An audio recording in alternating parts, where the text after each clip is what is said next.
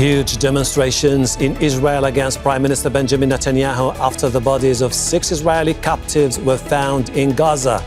The deaths have intensified public anger and political pressure on the Israeli leader. So what will this mean for the war on Gaza? This is Inside Story.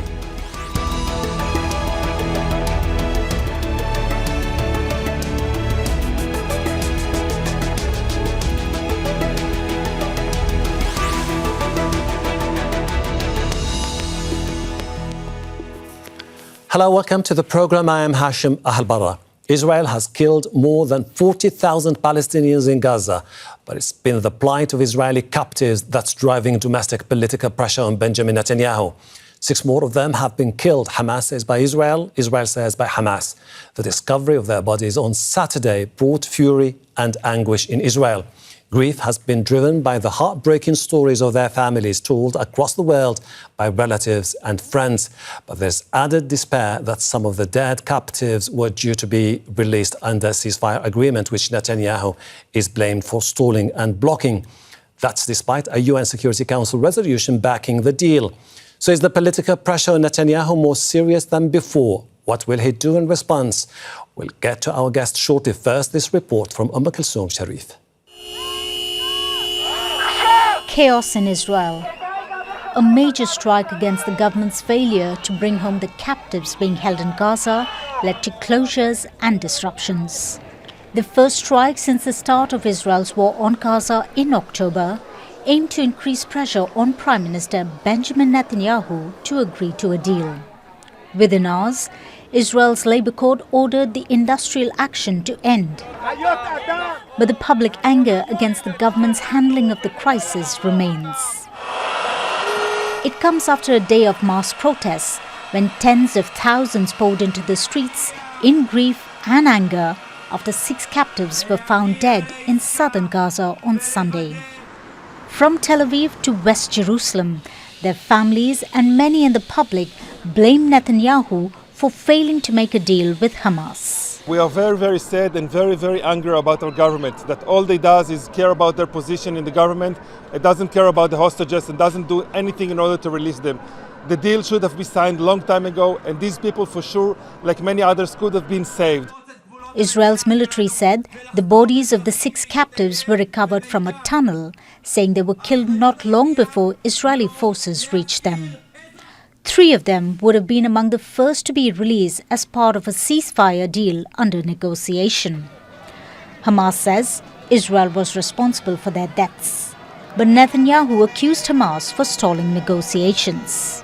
Those who kill hostages do not want an agreement. We will not rest and we will not be silent. We will hunt you down, we will catch you, and we will settle the score. US President Joe Biden offered his condolences to 23-year-old Israeli-American Ori Goldberg Pollin's family, who is among the captives killed. Biden has threatened to make Hamas leaders pay for the crimes. In 11 months, the Israeli military has killed more than 40,000 Palestinians in Gaza in a war aided by US weapons. While calls to end the war have failed so far, the deaths of the 6 Israeli captives could pile more pressure on Netanyahu to agree to a deal to save the remaining captives. Sharif, Al Jazeera for Inside Story.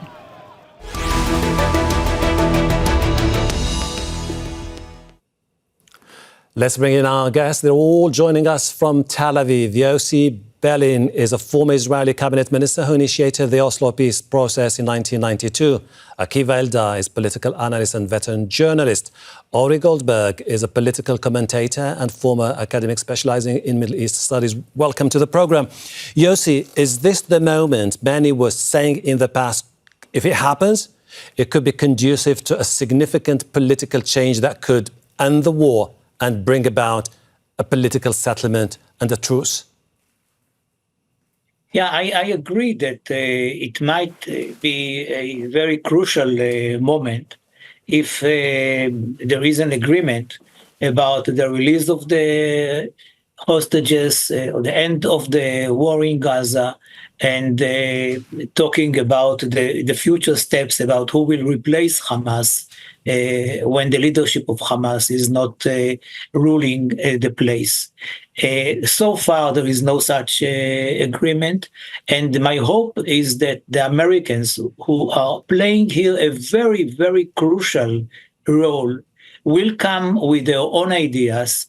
They spoke about, there were rumors about putting such a page for both sides towards the end of this week, and I hope that this will happen, because if the Americans are doing it, no one can really ignore something like that, even if there is no agreement to this agreement. Akiva, the Labour Court's decision to end the strike earlier than the organisers were planning to see happen, is it in a way taking the steam out of the momentum which has been building up over the last few days?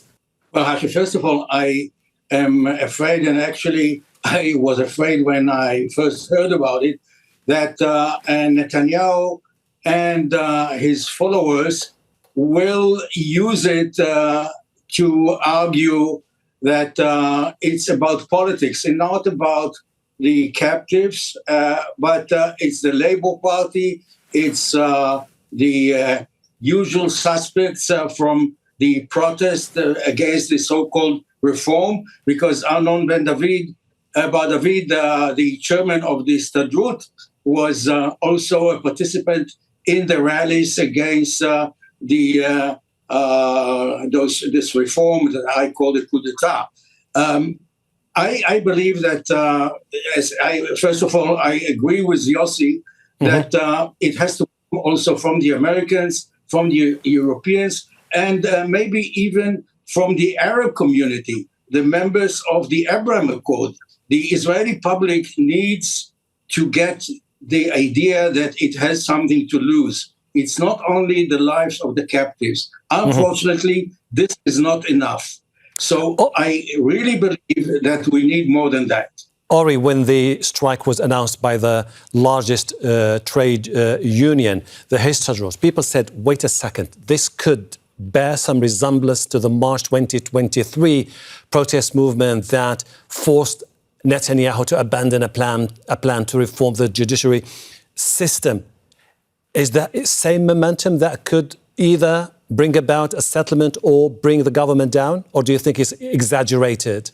I don't know if it's exaggerated, and I can't vouch for the ultimate results. But I can say that the vibe in Israel has shifted. The Israeli collective is in a different state than it was 48 hours ago. Again, I don't know if it's enough to topple the government or to force a hostage deal. I doubt that it is, but I do think there's a difference. I think that the death of these 6 hostages, that a lot of people here, perhaps the majority of Israelis, see as utterly preventable and very, very frustrating. I think the lesson that has sunk into the Israeli collective mind is that this government is truly lethal to Israelis, not just the Palestinians.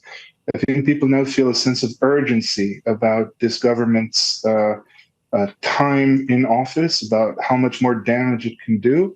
Again, this isn't conclusive. This isn't the tipping point, but I think it is a tipping point. And I think it's quite an important one, regardless of the ultimate results. Yossi, could you explain to us why is Netanyahu still insisting that it's too early, too risky to go for a deal with Hamas, when the general consensus in Israel, particularly after the killing of the 6 captives, is that there has to be a deal immediately? Well, first of all, it's too much to ask from me to explain what Netanyahu thinks. I would say the following. On the one hand, the mood yesterday, and not only yesterday, is against the government. The government doesn't have a majority, as you know, in the public opinion polls for months and months. And a call for the resignation of the government and the security leaders and so on and so forth. On the other hand, since it doesn't happen, and since the government in a parliamentarian regime in a democracy is dependent on the parliament, and in the parliament they do have a majority. What we are doing, all of us, is actually trying to convince the current government or to put pressure on the current government to go for a deal.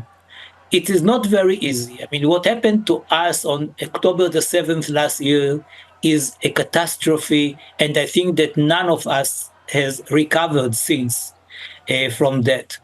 And on the Palestinian side, of course, I mean, the many innocent people were killed. It's the 40,000 number includes, by the way, tens of thousands of Hamas combatants. But even if the number is smaller, it is a big number. People are suffering on both sides, and we have to put an end to it.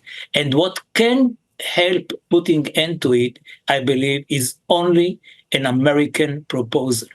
Akiva, the reason why I'm asking these questions is because we'd like to unpack, in a way, the political landscape in Israel. Is it Netanyahu who is the decisive factor when it comes to what happens next, or do you think it's ultimately Ben Gvir and Bezalel Smotrich who will have to have the final say? I think that we are giving Netanyahu a big discount when we put the onus on Ben Gvir and Smotrich. Actually, you have to listen to Netanyahu. He really believes that his mission, I can't say from God because he believes that he is God. His mission is to prevent a two-state solution.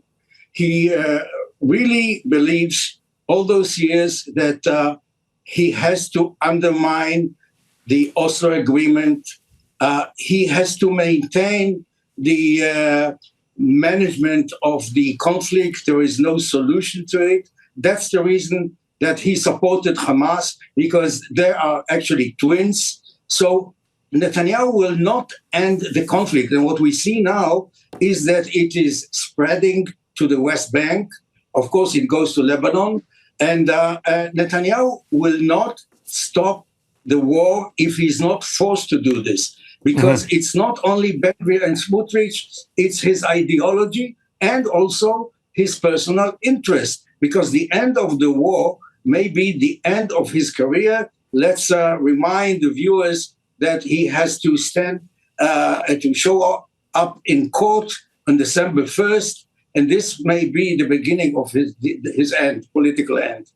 Ori, Netanyahu and his far-right allies argue that a deal now with concessions to Hamas is going to be flawed and will compromise Israel's national security. Is this a general consensus among all the Israelis?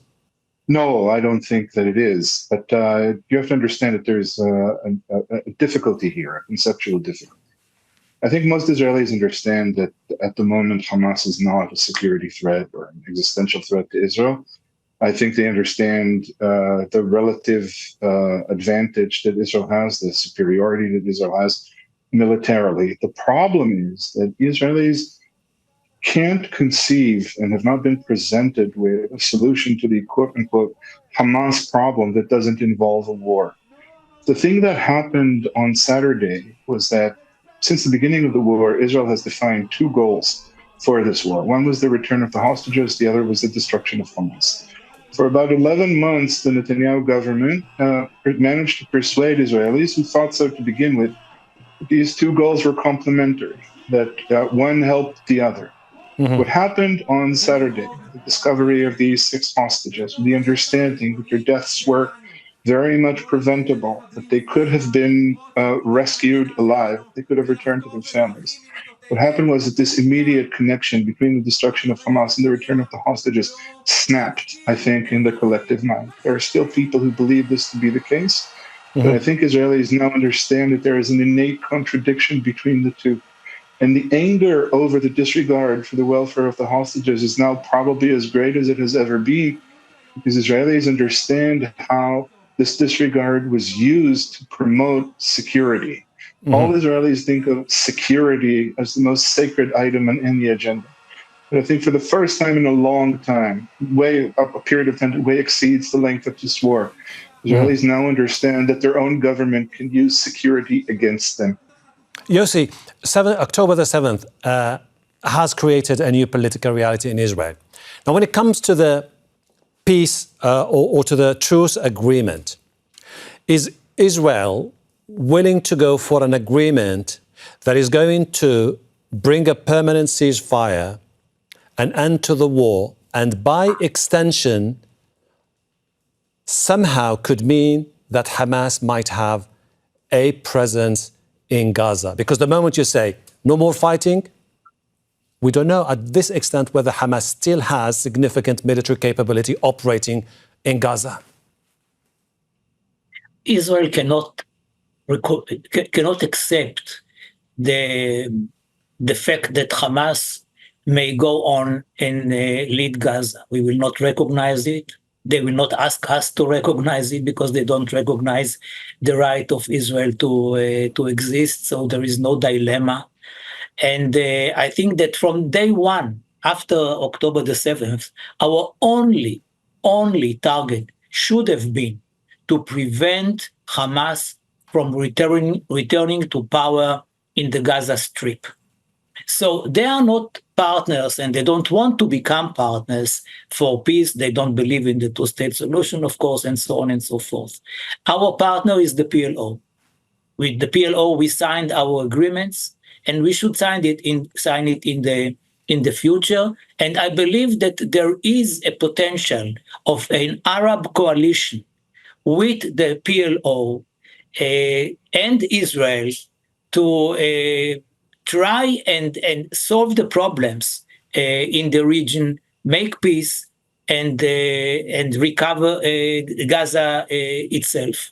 If Hamas is becoming part of the PLO and accepts the PLO resolutions, then it is another story, and then it will not be impossible, in my view, to continue and talk to the PLO, even if they are there. Otherwise, they cannot be partners.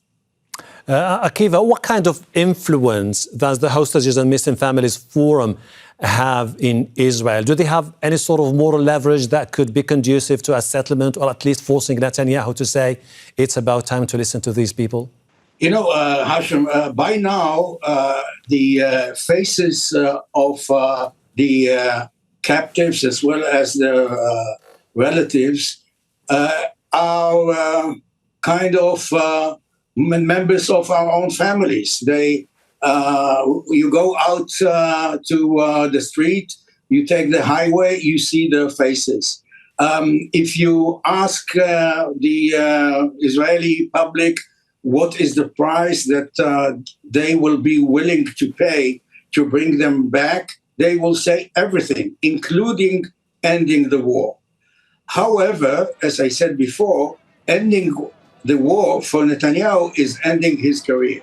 So I believe that Yossi's analysis is absolutely clear. But the solution, the two-state solution, unfortunately, doesn't exist anymore. As long as the United States is not willing to play the major game and to force the parties and to force Israel to negotiate with the PLO, we will see more bloodshed. So I really don't believe that with all the respect to the campaign of the families, and it's a great campaign.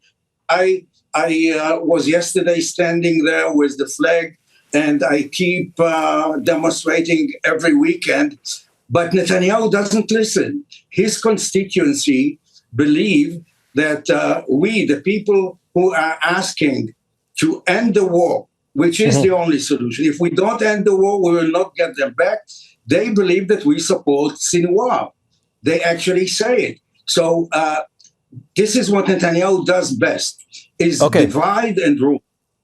Ori, one of the key elements of the agreement of the disagreement about the truce is Hamas insisting that Israel has to pull out completely from Gaza, and particularly from the Philadelphia corridor. Now, when you have the leaders of the key security institutions, the army, Shin Bet, and the Mossad, saying that they are open to the idea of a pullout from Philadelphia, except for Benjamin Netanyahu and his allies. Is it because they see there is a divide in the society and they're using that to their own political advantage? No, actually, in contrast to my two colleagues here, I don't think that Netanyahu is enforcing an extremist agenda.